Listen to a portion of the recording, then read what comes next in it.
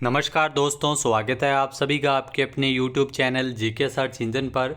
तो दोस्तों, आज के इस वीडियो में हम बात करेंगे राजस्थान करंट अफेयर्स के उन क्वेश्चन की जो आरपीएससी पीटीआई लाइब्रेरियन एग्ज़ाम 2025 में पूछे गए थे। 3 मई को ये एग्ज़ाम आयोजित हुआ था, जिसमें जीएस के पेपर में क्या क्या क्वेश्चन पूछे गए थे आज के इस वीडियो में हम जानेंगे।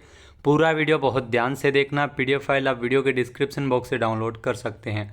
तो बहुत सारे क्वेश्चन अपनी डेली क्लासेस से, रेगुलर क्लासेस से भी क्वेश्चन आए थे। लास्ट में मैं स्क्रीनशॉट के माध्यम से बताऊंगा कि कौन कौन से क्वेश्चन पूछे गए थे। तो कल जो एग्ज़ाम हुआ था उसमें क्वेश्चन पूछे गए थे, राजस्थान अक्षय ऊर्जा नीति 2023 में साल 2029-30 तक गैर परंपरागत ऊर्जा उत्पादन का लक्ष्य कितना निर्धारित किया गया है। तो इसमें 90 गीगावाट लक्ष्य निर्धारित किया गया है। मेगावाट में आंसर पूछा है तो इसमें 90,000 मेगावाट होगा, यानी कि 3 नंबर ऑप्शन इसका बिल्कुल सही है। अक्षय ऊर्जा नीति 2023 जिसमें साल 2029-30 तक 90 गीगावाट अक्षय ऊर्जा परियोजनाएं स्थापित करना है, जिसमें अगर बात करें तो सौर ऊर्जा की 65 गीगावाट की परियोजनाएं, पवन एवं सौर ऊर्जा की जो हाइब्रिड 15 गीगावाट की परियोजनाएं इसमें शामिल है, और इसमें बैटरी ऊर्जा प्रणाली परियोजनाएं 10 गीगावाट की होगी, यानी टोटल 90 गीगावाट की परियोजनाओं का जो इसमें ऊर्जा उत्पादन का लक्ष्य रखा गया है। नेक्स्ट जो क्वेश्चन आया था, केंद्र प्रवर्तित उल्लास योजना जो नव भारत साक्षरता कार्यक्रम के में राज्य के किस आयु समूह को साक्षर करने का प्रावधान है। इसमें ध्यान रखना, जो 15 साल या उससे अधिक आयु के व्यक्ति है उनको साक्षर करने का इसमें प्रावधान है। तो नंबर ऑप्शन इसका बिल्कुल सही है। ये कार्यक्रम उन वयस्कों को शैक्षणिक अवसर प्रदान करने के लिए डिज़ाइन किया गया जो पहले औपचारिक स्कूली शिक्षा जिनको प्राप्त करने का मौका नहीं मिला था। तो उल्लास कार्यक्रम जो केंद्र सरकार के द्वारा चलाया जा रहा है। अगला जो क्वेश्चन पूछा गया था, राजस्थान में श्री अन्नपूर्णा रसोई योजना, जहाँ इंदिरा रसोई योजना की शुरुआत कब हुई थी। तो वर्तमान में इसका नाम अन्नपूर्णा रसोई योजना है। पहले इंदिरा रसोई योजना के नाम से इस योजना की शुरुआत 20 अगस्त 2020 में हुई थी, यानी कि 3 नंबर ऑप्शन इसका बिल्कुल सही है। पूर्व मुख्यमंत्री अशोक गहलोत द्वारा 358 रसोइयों के माध्यम से 213 नगरीय निकायों में इस योजना का शुभारंभ किया था। अगला क्वेश्चन है नेक्स्ट क्वेश्चन है, एक जिला एक उत्पाद स्कीम के अंतर्गत चिन्हित हस्तकला उत्पाद एवं जिले के नाम से युग्म दिए गए सही युग्म का चयन करना है। तो पहला है काष्ठ हस्तकला उत्पाद झुंझुनू, जो बिल्कुल सही है। दूसरा है फर्नीचर और हस्तकला उत्पाद जोधपुर, ये भी बिल्कुल सही है। ब्लू पॉटरी हनुमानगढ़, ये गलत है क्योंकि ब्लू पॉटरी हनुमानगढ़ नहीं है। मोजड़ी जूतियाँ, ये जालोर सही है, यानी ए बी और डी इसमें सही आंसर हो जाएगा, यानी 2 नंबर ऑप्शन इसमें बिल्कुल सही है। नेक्स्ट जो क्वेश्चन आया था, मुख्यमंत्री आयुष्मान आरोग्य योजना हेतु राजस्थान बजट 2025-26 में कितनी राशि का कोष का गठन किया गया। तो इसमें ध्यान रखना, मुख्यमंत्री आयुष्मान आरोग्य योजना के लिए फंड का स्थापना की गई और इसके लिए 3500 करोड़ रुपए का बजट निर्धारित किया गया, यानी कि 3 नंबर ऑप्शन इसका बिल्कुल सही है। 3500 करोड़ रुपए की लागत से राजस्थान में मुख्यमंत्री आयुष्मान आरोग्य योजना फंड गठित किया गया है। नेक्स्ट क्वेश्चन है, फरवरी 2025 में पुणे में आयोजित all India civil services wrestling tournament में राजस्थान के किस खिलाड़ी ने गोल्ड मेडल जीता है। तो इसमें ध्यान रखना, पुणे में आयोजित all India civil services wrestling and carrom tournament में राजस्थान के अनिल कुमार ने इसमें स्वर्ण पदक प्राप्त किया था, यानी कि बी ऑप्शन इसका बिल्कुल सही है। 2 नंबर ऑप्शन यहाँ पर बिल्कुल सही है। अनिल कुमार ने 125 किलोग्राम भार वर्ग में सेमीफाइनल में हरियाणा को और फाइनल में महाराष्ट्र के पहलवान को हराते हुए इन्होंने स्वर्ण पदक प्राप्त किया था।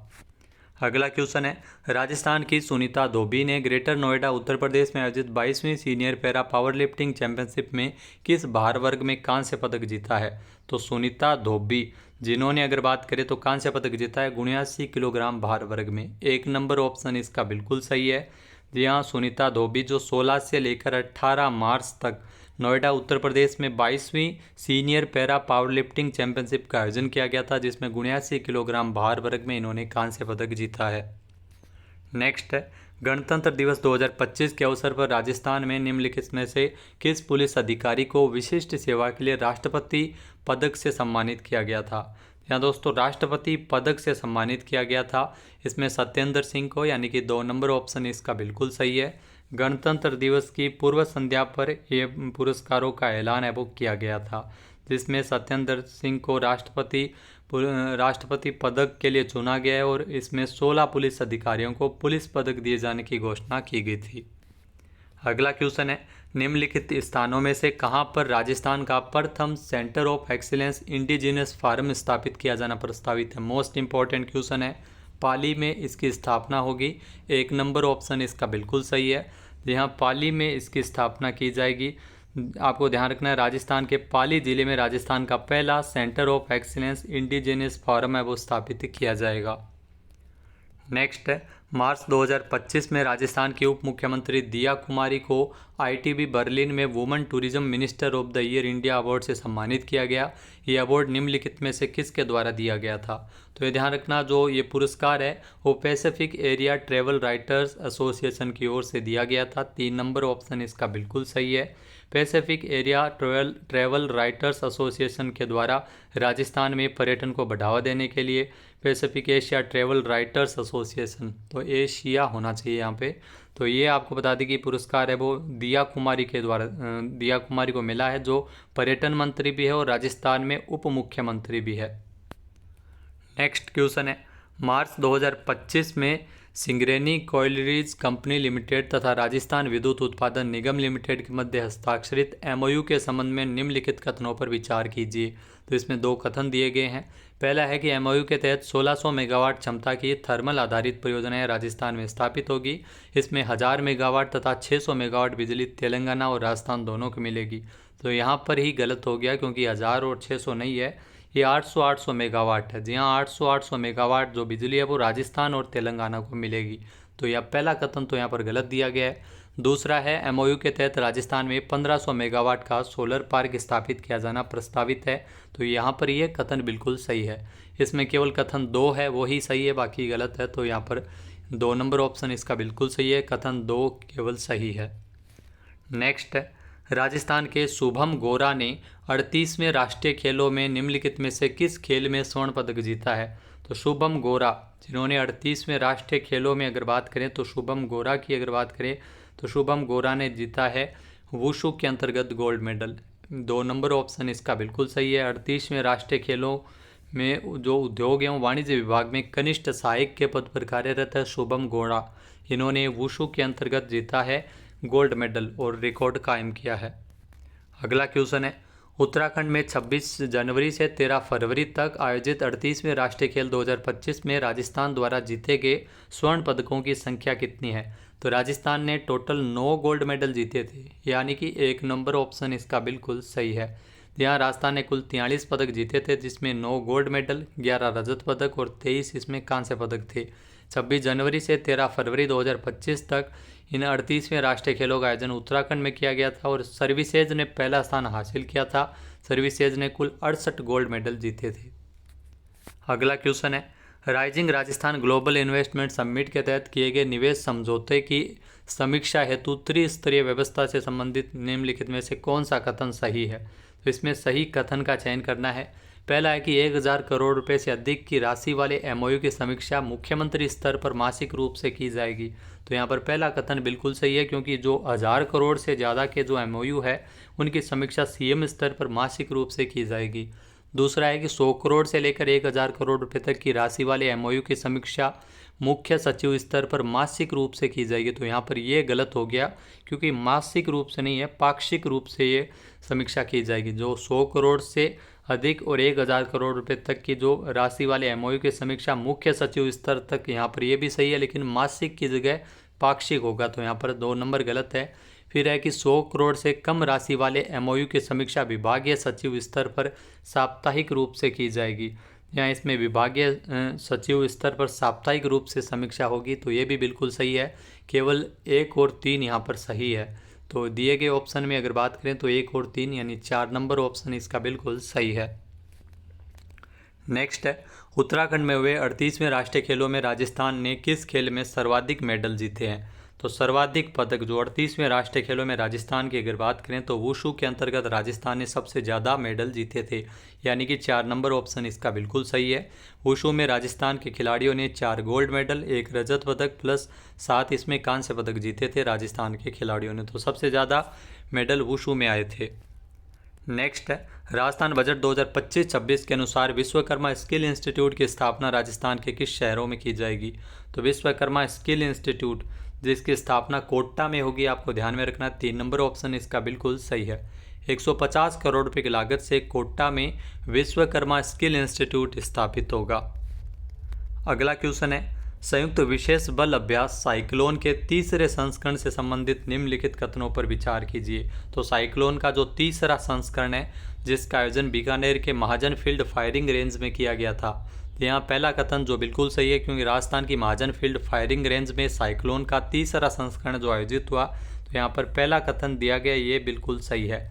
दूसरा है कि 1 फरवरी से लेकर 9 फरवरी तक आयोजित हुआ, तो यहाँ पर यह गलत है, क्योंकि 1 फरवरी से नहीं, ये 10 फरवरी से शुरू हुआ था जो कि 23 फरवरी तक चला था। तो दूसरा कथन इसमें गलत दिया गया है। तीसरा है साइक्लोन एक वार्षिक अभ्यास है जिसे भारत और संयुक्त अरब अमीरात बारी बारी से आयोजित करते हैं। तो साइक्लोन की अगर बात करें तो साइक्लोन भारत और संयुक्त अरब अमीरात नहीं होगा, भारत और मिस्र के द्वारा इसे बारी बारी से आयोजित किया जाता है। तो भारत और मिस्र के बीच ये संयुक्त विशेष बल अभ्यास साइक्लोन का तीसरा संस्करण जो 10 फरवरी से 23 फरवरी तक बीकानेर के महाजन फील्ड फायरिंग रेंज में आयोजित किया गया। तो यहाँ पर दूसरा और तीसरा ये दोनों ही कथन गलत है, यानी कि इसमें केवल पहला ही कथन सही है। 2 नंबर ऑप्शन इसका बिल्कुल सही हो जाएगा। अगला क्वेश्चन है मार्च 2025 में जयपुर में आयोजित एशिया और प्रशांत क्षेत्र में 12वें क्षेत्रीय 3R सर्कुलर इकोनॉमी फोरम का विषय क्या था। यहाँ इस फोरम का जो विषय रखा गया था वो था realising circular society towards achieving SDG and carbon neutrality in Asia Pacific. यहाँ इस थीम पर इसका आयोजन किया गया था। 1 नंबर ऑप्शन इसका बिल्कुल सही है। मार्च 2025 में जयपुर में एशिया और प्रशांत क्षेत्र में 12वें क्षेत्रीय 3R सर्कुलर इकोनॉमिक फोरम का जो विषय है वो हिंदी में अगर बात करें तो एशिया प्रशांत में SDG और कार्बन न्यूट्रलिटी प्राप्त करने की दिशा में सर्कुलर सोसाइटी का एहसास कराना इसका मुख्य विषय था। नेक्स्ट है राजस्थान के बजट 2025-26 के प्रावधानों के अनुसार किस स्थान पर इंस्टीट्यूट ऑफ माइंस की स्थापना की जाएगी। तो ये उदयपुर में स्थापित होगी इंस्टीट्यूट ऑफ माइंस, यानी कि 3 नंबर ऑप्शन यहाँ पर बिल्कुल सही है। बजट 2025-26 में घोषणा की गई थी। अगला जो क्वेश्चन है हाल ही में निम्नलिखित में राजस्थान के किस व्यक्ति को जीव जंतु कल्याण एवं सुरक्षा पुरस्कारों के तहत पशु कल्याण के क्षेत्र में उत्कृष्ट योगदान के लिए जीव दया पुरस्कार से सम्मानित किया गया था। तो जी हाँ दोस्तों, जीव दया पुरस्कार है वो चैतन्य एम सक्सेना को मिला था। 4 नंबर ऑप्शन यहाँ पर बिल्कुल सही है। चैतन्य एम सक्सेना जो राजस्थान के जयपुर से है और इनको पशु कल्याण के क्षेत्र में योगदान के लिए भारत सरकार के द्वारा पशु कल्याण के क्षेत्र में दिए जाने वाले सर्वोच्च जीव दया पुरस्कार से इनको नवाजा गया था। नेक्स्ट है राजस्थान बजट 2025-26 के संदर्भ में निम्नलिखित कथनों पर विचार कीजिए। तो इसमें कथन पहला दिया गया है कि 9 ग्रीनफील्ड एक्सप्रेसवेज पर लगभग 60,000 करोड़ रुपए व्यय किए जाएंगे, तो बिल्कुल सही है। यहाँ 9 ग्रीनफील्ड एक्सप्रेसवे का निर्माण राजस्थान में किया जा रहा है। इसके लिए 60,000 करोड़ रुपए इसकी लागत आएगी और 2750 किलोमीटर के ये ग्रीनफील्ड एक्सप्रेसवे होंगे। दूसरा कथन है कि 5000 से ज़्यादा आबादी वाले 500 गांवों में अटल प्रगति पथ का निर्माण है वो किया जाएगा।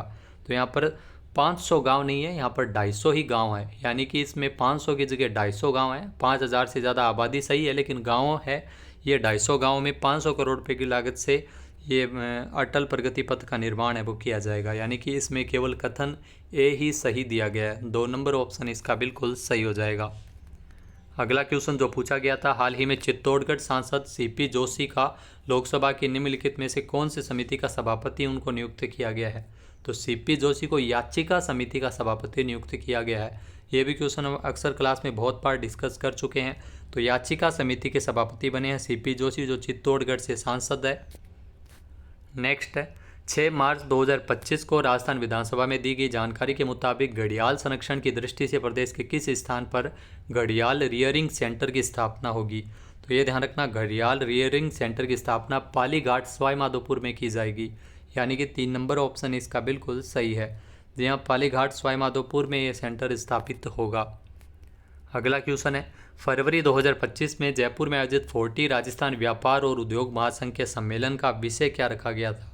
तो इसका जो विषय था, जो फरवरी 2025 में आयोजित किया गया था, इस सम्मेलन की अध्यक्षता उपराष्ट्रपति जगदीप धनखड़ के द्वारा की गई थी। और इसमें जो इसका विषय था, राष्ट्र निर्माण उद्यमियों की भूमिका, यह विषय पर आयोजित हुआ था ये सम्मेलन। यानी कि 3 नंबर ऑप्शन इसका बिल्कुल सही है। तो बहुत सारे क्वेश्चन डायरेक्ट पूछे गए थे, जैसा कि आप देख सकते हैं 3500 करोड़ रुपए का जो महाकोष का गठन हो, इसमें भी डिटेल आपके सामने है। जो सुनीता धोबी ने मेडल जीता था, कांस्य पदक, और उन्होंने कितने किलोग्राम भार वर्ग में, तो 79 किलोग्राम भार वर्ग में जीता था, यह भी क्वेश्चन आया था। और देसी पशुओं की संख्या बढ़ाने के लिए centre of excellence indigenous farm की स्थापना पाली में। तो अक्सर क्वेश्चन फरवरी से बहुत सारे क्वेश्चन है वो पूछे गए थे इस बार करंट अफेयर्स में। तो 10 करोड़ रुपए की लागत से इंडिजिनियस फार्म की स्थापना पाली जिले में होगी। इसके अलावा दोस्तों ये भी क्वेश्चन पूछा गया था, दिया कुमारी को किस संस्था के द्वारा ये पुरस्कार दिया गया था? Asia Pacific Asia travel writers association. तो यहाँ पर ये एरिया देख के बोर्ड ने इसमें एरिया लिख दिया, लेकिन एशिया है ये। फिर दोस्तों जो क्वेश्चन पूछा गया था 38वें नेशनल गेम्स में शुभम गोरा, जिन्होंने गोल्ड मेडल जीता था, तस्वीर भी आप देख सकते हैं। इसके अलावा जो क्वेश्चन पूछा गया था तेलंगाना के, ये मिलाने वाले क्वेश्चन है। इसमें 1600 मेगावाट की क्षमता की थर्मल परियोजनाएं तेलंगाना में स्थापित होगी, जिसमें 800 मेगावाट की तेलंगाना और राजस्थान को बिजली मिलेगी, और इसमें 1500 मेगावाट का सौर ऊर्जा संयंत्र की स्थापना भी राजस्थान में होगी। और एक जो क्वेश्चन सर्कुलर इकोनॉमिक फोरम की मेज़बानी की संबंध में क्वेश्चन पूछा गया था, इसकी जो थीम रखी गई थी, जो विषय रखा गया था सर्कुलर इकोनॉमिक फोरम की, और इसका आयोजन आपको ध्यान रखना जयपुर में किया गया था, और मुख्य इसमें अध्यक्षता जगदीप धनखड़ के द्वारा की गई थी। इसके अलावा दोस्तों जो इसमें 150 करोड़ रुपए की लागत से विश्वकर्मा स्किल इंस्टीट्यूट की स्थापना कोटा में, तो ये भी क्वेश्चन पूछा गया था, कोटा में Vishwakarma skill institute. CP Joshi को याचिका समिति का अध्यक्ष मनोनीत किया गया था, तो ये भी क्वेश्चन है वो डायरेक्ट पूछा गया था। और डेली जो रिवाइज करते हैं उन सभी के लिए बहुत ही शानदार गया होगा एग्ज़ाम। आपका कैसा गया कमेंट करके ज़रूर बताइएगा। जय हिंद, जय भारत, जय राजस्थान।